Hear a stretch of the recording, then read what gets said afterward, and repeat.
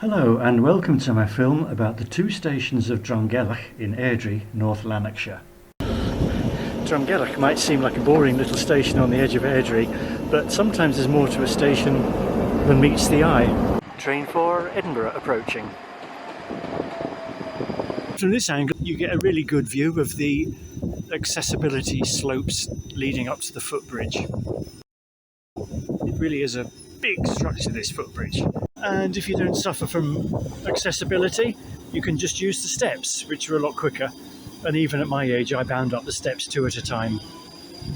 Now, my late mother lived in Airdrie for 5 years before she passed away, and I used Drumgelloch station a few times during that period, and there was never anywhere to buy a coffee or a cake. So I'm quite excited to see the coffee stall there. It seems to be doing a good trade, which is run by the same company that run the ones at Croy and Coatbridge Sunnyside.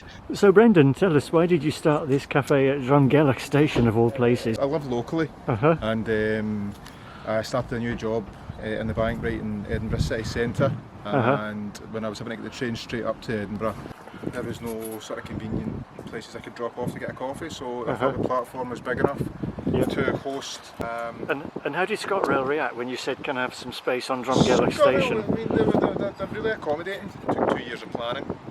Oh, we had to get planning consent.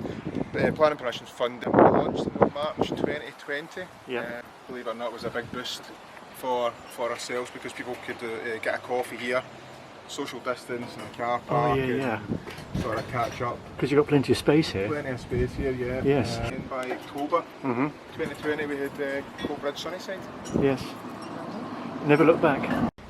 Disappointing to see that apart from my bike, the bike racks are empty, but it is a Sunday, obviously there's no commuter traffic on a Sunday. Brendan's coffee hut and the toilet at the back, which was part of the planning consent, that he had to provide a toilet for the staff. There's a few people making a social gathering at the cafe. And you may wonder why I'm in the waiting shelter here at Drumgelloch. Well, as usual here in Airdrie, there's a bit of a wind blowing, which does affect the sound quality of the recording. The line was originally opened as the Bathgate and Coatbridge Railway in 1862, and it was closed by British Railways in 1956. Reopened in 2010 after funding by the Scottish Government. £300 million it cost.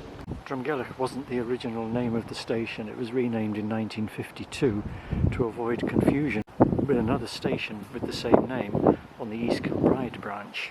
The Bathgate and Coatbridge Railway became part of the North British Railway, was amalgamated into the LNER in 1923. Had the other station with the same name been in the LNER, they would have renamed it sooner, because the LNER had a policy of not having two stations in their network with the same name.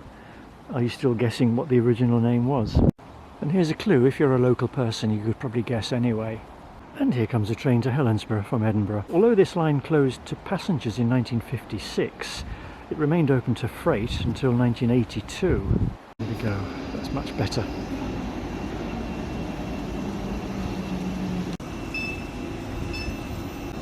With some passengers who had trouble finding the footbridge, even though it's big.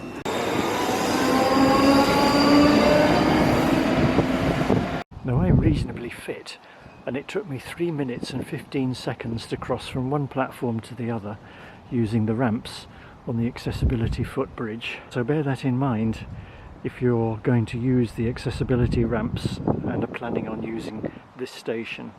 And if you look at this old map, which you can find online, it'll give you a clue of the original name of this station, which was Clarkston.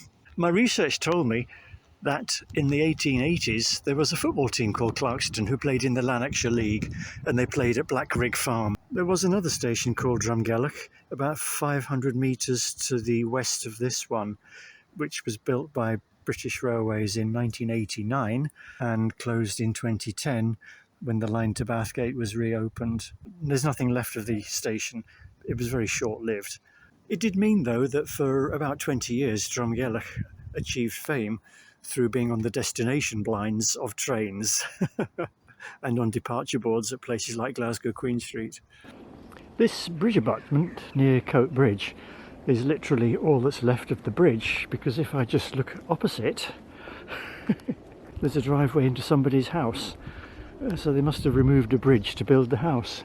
This is a remnant of the Slamanan Railway, which formed part of the Monkland Railway and eventually the North British Railway, a line from Coatbridge to Bowness. Last saw passenger trains in 1930 and freight in 1964.